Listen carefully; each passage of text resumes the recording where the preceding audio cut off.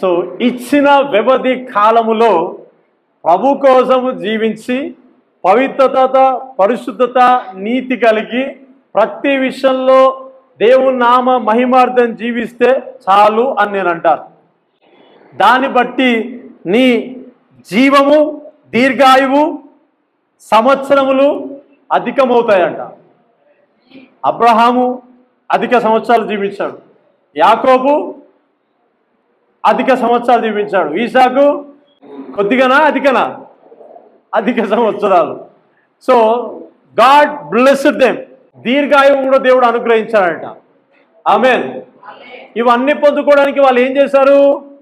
Fear of the lord. దేవుని యందు వాళ్ళు ఏం కలిగి ఉన్నారు? భయభక్తులు కలిగి ఉన్నారంట. భయభక్తుని కలిగి జీవించడం వల్ల ఎన్నో ఆశీర్వాదాలు ఉంటాయి.